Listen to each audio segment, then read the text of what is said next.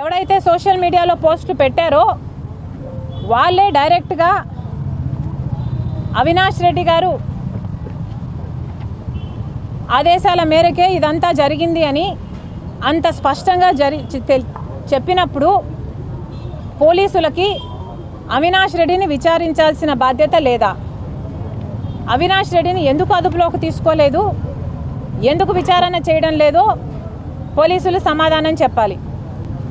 Social మీడియాలో అసభ్యకరంగా, అవమానకరంగా, చాలా నీచంగా, చాలా ఘోరంగా, ఇంత దిగజారుడు రాజకీయాలు ఎక్కడా లేని విధంగా అంతగా సోషల్ మీడియాలో ఒక నన్ను, అమ్మను, సునీతనే కాదు ఎంతోమంది ఇతర రాజకీయ నాయకుల వాళ్ళ ఇళ్లలో ఉన్న ఆడవాళ్ళను కూడా అంత నీచంగా మాట్లాడితే మరి పోలీసులు ఈ చిన్న చిన్న వాళ్ళని మాత్రమే బాధ్యులను చేస్తారా?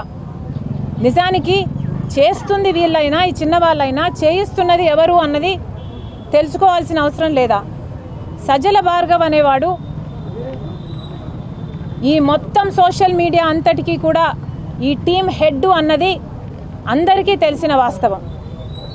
మరి సజ్జల భార్గవ్ని ఎందుకు అరెస్ట్ చేయడం లేదు, ఎందుకు ఎంక్వైరీలు చేయటం లేదు? అవినాష్ రెడ్డి గారి పేరు ఒకరు తీస్తే కూడా ఎందుకు అరెస్ట్ లేవు, ఎందుకు వారిని ఎంక్వైరీలు చేయడం లేదో పోలీసులు సమాధానం చెప్పాలి. ఎందుకంటే చేస్తున్న వారిని అరెస్ట్ చేస్తే సరిపోదు, చేయిస్తున్న వాళ్ళు ఎవరో కనుక్కొని అరెస్టు చేస్తేనే మళ్ళీ ఇవి జరగకుండా ఉంటాయి.